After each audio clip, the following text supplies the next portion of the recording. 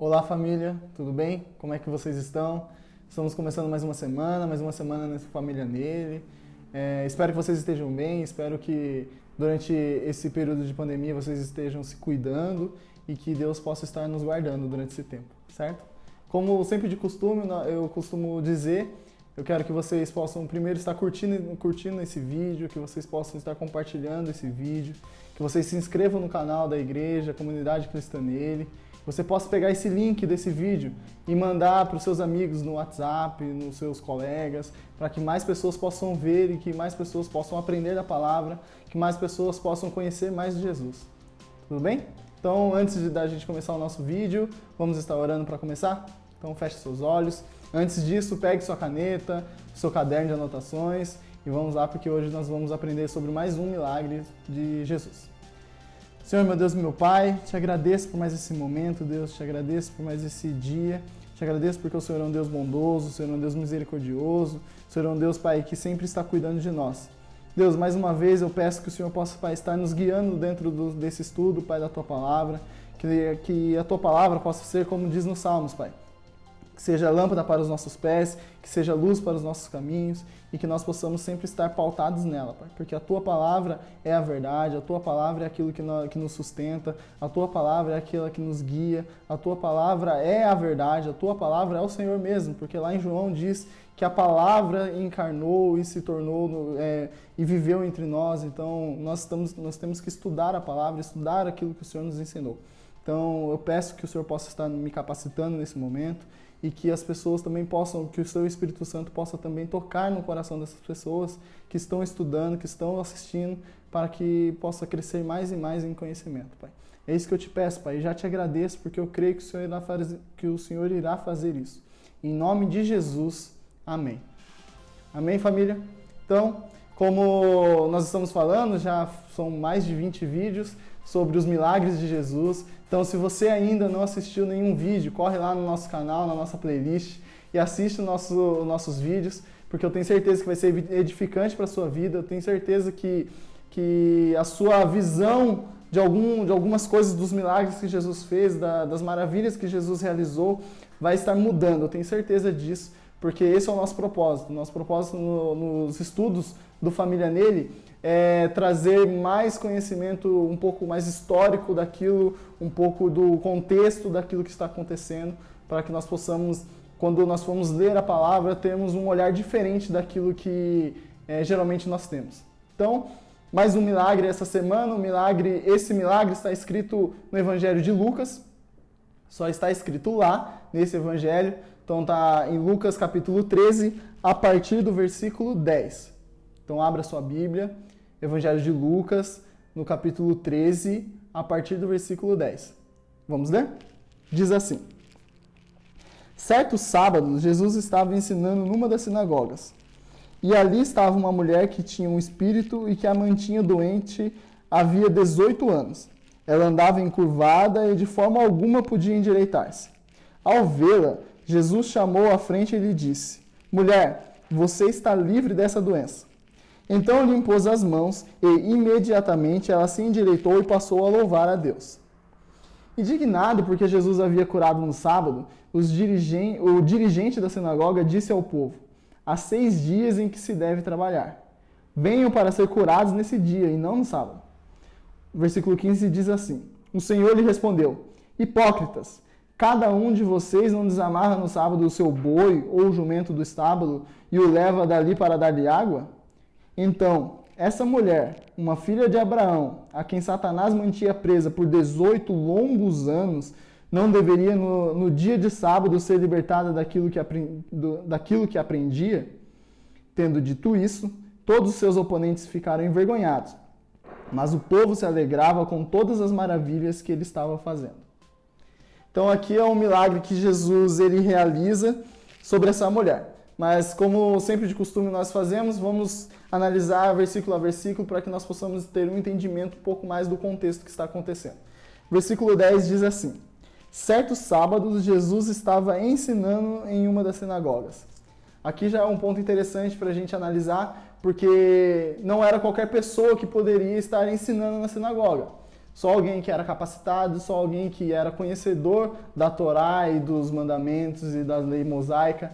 Então, só alguém que poderia estar ali à frente para trazer esse estudo era alguém que tinha que ter capacidade. Então, aqui nós já vemos que Jesus não era uma pessoa qualquer. Era uma pessoa que sabia daquilo que ele estava falando, ele tinha conhecimento profundo daquilo que ele iria falar. Então, e uma das coisas interessantes sobre sinagoga, eu quero ler para vocês, que diz assim, ó. As sinagogas antigas eram lugares de encontro das comunidades judaicas locais. A sinagoga exerceu um papel complementar ao do templo, proporcionando um tributo aos serviços locais da palavra e da oração, bem como um fórum para assembleias, estudo, hospitalidade e até mesmo tribunais religiosos comunitários. As sinagogas são mencionadas numa ampla variedade de obras literárias judaicas.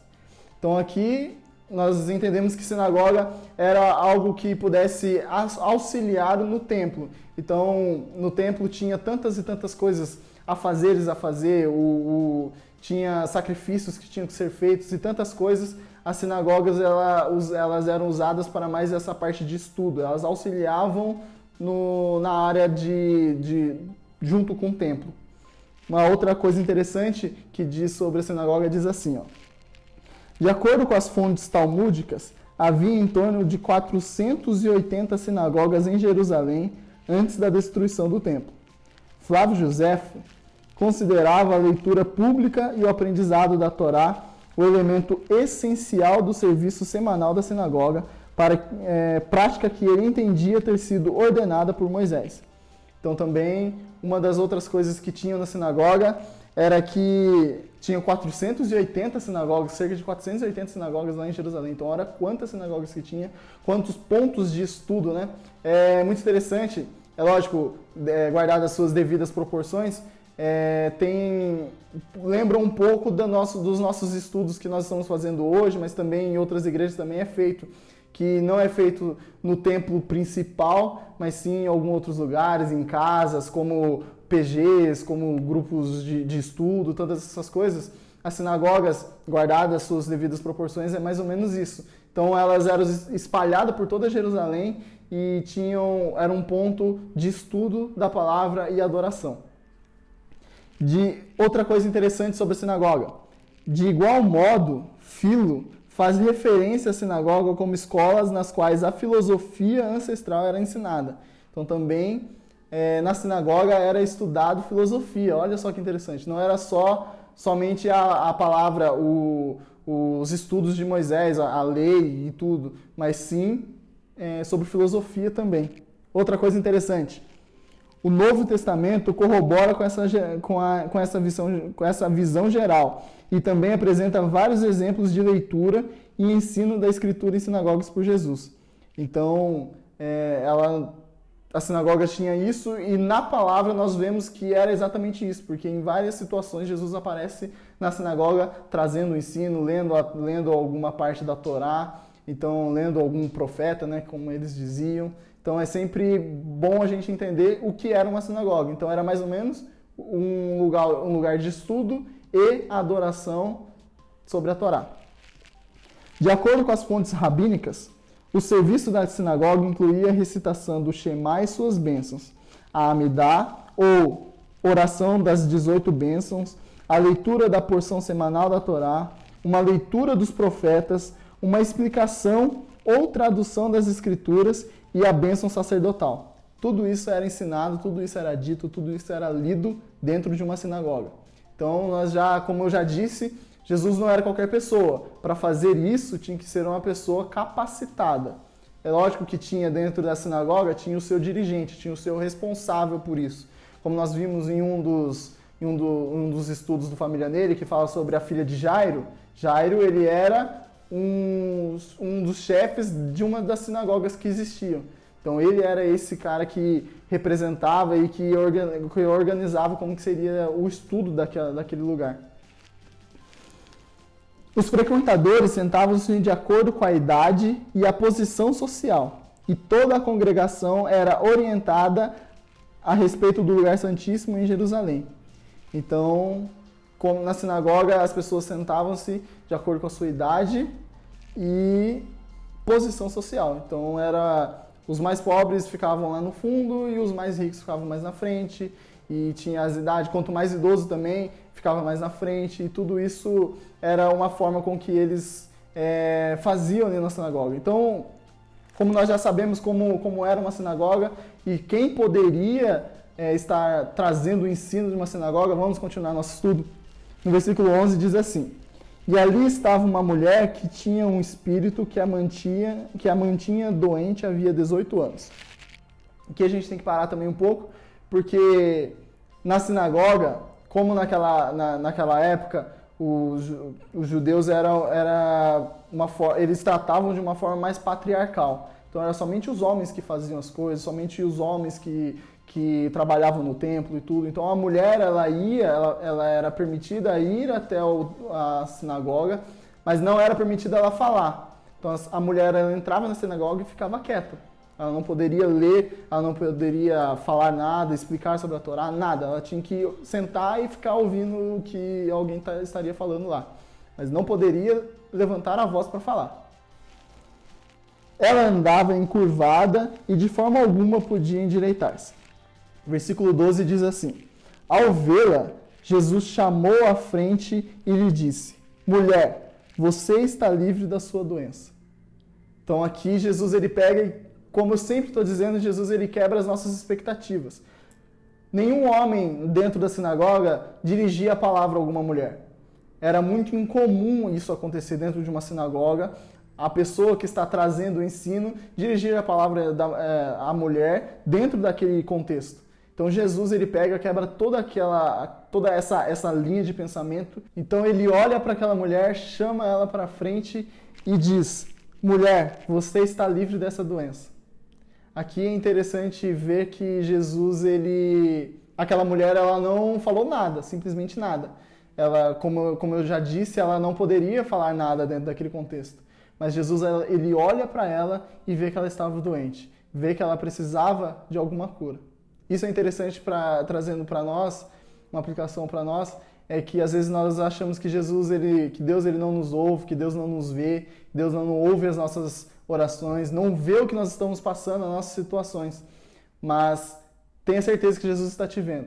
Assim como ele viu essa mulher que estava provavelmente no fundo da sinagoga, sem poder falar nada lá dentro, ele te vê, ele te ouve e tenha certeza que ele pode te responder todas as suas petições, tudo aquilo que você tem colocado diante dele.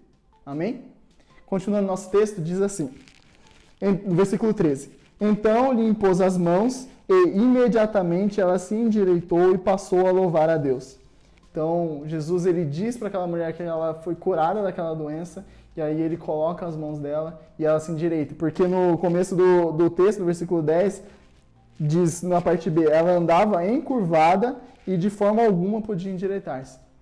Então, além de ela estar doente, ela era corcunda. Então, Jesus chega nela, coloca a mão nela e ela se endireita e começa a louvar a Deus. Olha que maravilha. Deus ele faz, como eu já disse, o milagre por completo. Não somente curou da doença, mas também endireitou a coluna daquela mulher. Versículo 14 diz assim: Indignado porque Jesus havia curado no sábado, o dirigente da sinagoga disse ao povo. Até aqui. Aqui também é um outro ponto muito interessante que nós temos que parar para pensar. Porque Jesus, ele era judeu, ele nasceu naquele contexto judaico, e ele sabia todos os mandamentos. Vamos voltar lá nos mandamentos? Lá em Êxodo, no capítulo 20, a partir do versículo 8, que diz assim, Êxodo 20, a partir do versículo 8. Lembra-te do dia do sábado para santificá-lo. Trabalharás 6 dias e neles fará todos os seus trabalhos. Mas o 7º dia é o sábado dedicado ao Senhor, o teu Deus. Nesse dia não farás trabalho algum, nem tu, nem teus filhos ou filhas, nem teus servos ou servas, nem teus animais, nem os estrangeiros que morarem em tuas cidades. Pois em 6 dias o Senhor fez os céus e a terra, o mar e tudo o que neles existe. Mas no 7º dia descansou. Portanto, o Senhor abençoou o 7º dia e o santificou. Então, para começo de conversa, nós sabemos que aqui Jesus estava ensinando na sinagoga e era num sábado. No sábado, o judeu não poderia fazer absolutamente nada. Ele tinha uma série de restrições. Aqui dentro dos 10 mandamentos, ele coloca algumas restrições, mas se você for ver lá no livro de Levíticos, tem uma série de recomendações que não se deve fazer. Além disso, os judeus eles tinham algo muito interessante, que é a tradição oral. O que é a tradição oral? Tudo aquilo que era passado oralmente. Então, o meu conhecimento eu passo para o meu filho ele pega esse conhecimento e passa para outro e vai contando essas histórias para as outras pessoas. Então, além dos 10 mandamentos, eles tinham a tradição oral que é ainda muito respeitada dentro desse contexto judaico. Então, a tradição oral, junto com a palavra que é canônica, né? Eles meio que se complementam. Então, quando Jesus ele pega e está dentro desse contexto e cura essa mulher no sábado, ele sabia exatamente que o dirigente, todas as pessoas que estariam ali, seriam contra isso. Porque dentro do mandamento é dito que não se pode fazer nada no sábado. Como o dirigente disse, continuando no versículo 14, disse: há 6 dias em que se deve trabalhar. Venham para ser curados nesses dias e não no sábado. Então, aquele dirigente da sinagoga, ele viu aquilo e, com toda certeza, ele repudiou aquele ato que Jesus fez e daquela mulher. Então, Jesus ele pega e dá uma resposta esplêndida para ele, que é no versículo 15, que diz assim: hipócritas. Jesus já começa chamando ele de hipócrita. Por quê? Cada um de vocês não desamarra no sábado o seu boi ou o jumento do estábulo e o leva dali para dar água? Lembra que a gente acabou de ler no Êxodo 20, que diz que você não pode fazer nada, inclusive os seus animais e nem os seus servos e servas e estrangeiros? Então Jesus ele sabia que aqueles homens faziam essas coisas no sábado e mesmo assim culpavam aqueles que faziam outras coisas que eles achavam que eram errado. No versículo 16 diz: então Jesus continuou dizendo, né? Esta mulher, uma filha de Abraão, a quem Satanás mantinha presa por 18 longos anos, não deveria no dia de sábado ser liberada daquilo que aprendia? O que Jesus quis dizer com isso aqui? Se vocês fazem o que vocês acham que é certo, que não vai ter problema nenhum, por que eu não posso libertar essa mulher, que também é filha de Abraão? Quando ele fala filha de Abraão, quer dizer que ela também tem a mesma descendência que vocês. Ela também tem a mesma promessa que vocês. Ela também veio dessa mesma linhagem que vocês. Então, se vocês têm esse mesmo direito, ela também tem. É isso que Jesus queria dizer nesse momento. Então, ele fala, uma filha de Abraão, a quem Satanás mantinha presa por 18 longos anos. Não deveria no dia de sábado ser liberada daquilo que aprendia? Então, Jesus está falando, se você vai fazer o bem para alguém, você deve fazer isso. Se você liberta o seu jumento, o seu animal do estábulo para dar água, por que você não pode fazer o bem para essa pessoa no dia de sábado? Esse é o questionamento que Jesus deixa para aquelas pessoas, para aquele dirigente especificamente, porque foi ele que levantou esse questionamento. Versículo 17 diz: tendo dito isso, todos os seus oponentes ficaram envergonhados. Por que eles ficaram envergonhados? Porque eles sabiam do erro que eles estavam cometendo, eles sabiam daquilo que eles faziam, eles sabiam que Jesus estava certo. Mas o povo se alegrava com todas as maravilhas que ele estava fazendo. Então o povo sabia, o povo vivia andando, como eu já disse várias vezes em outros textos, em outros milagres, Jesus ele sempre estava acompanhado de uma multidão. Ali não era uma multidão, mas era dentro de uma sinagoga, todos estavam assistindo, todos estavam vendo o que Jesus estava fazendo. Todos presenciaram essa cena, presenciaram a cura, presenciaram a mulher se endireitando, presenciaram esse debate de Jesus com o dirigente da sinagoga. Então todos eles se alegravam e com todas as maravilhas que ele estava fazendo. Jesus já tinha feito várias e várias coisas até esse momento. Então as pessoas já, como eu costumo dizer, Jesus já era bastante famoso naquela região. Então ele fazendo isso, mostrava que Jesus estava indo contra aquilo que os dirigentes das sinagogas, que os mestres da lei, eles traziam como peso. Tem um versículo que diz assim, que Jesus disse que o fardo, venham a mim, porque o meu fardo é leve, que o meu jugo é suave e o meu fardo é leve. Por que ele diz isso?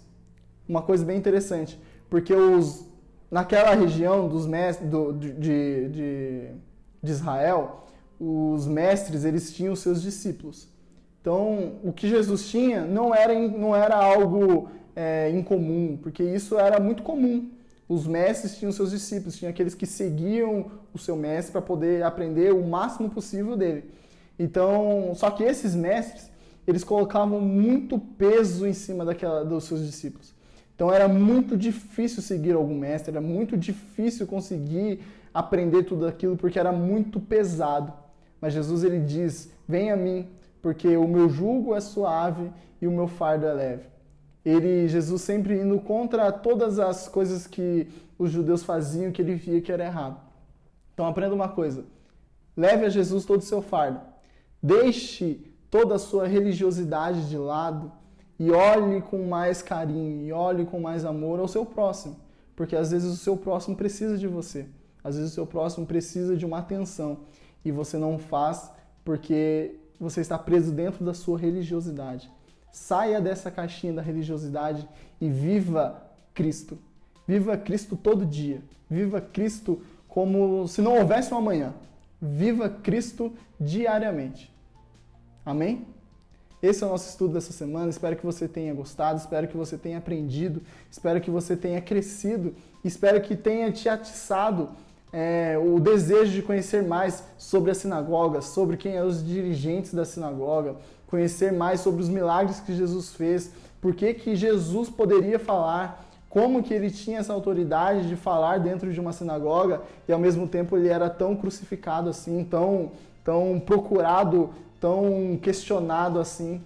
O que acontecia nessa época? Porque eu gostaria que você pudesse pesquisar e procurar. Se você quiser colocar aí nos comentários, se você quiser mandar pra gente aqui, fica à vontade e expresse tudo aquilo que você tem aprendido. Amém? Que Deus te abençoe em nome de Jesus. Amém.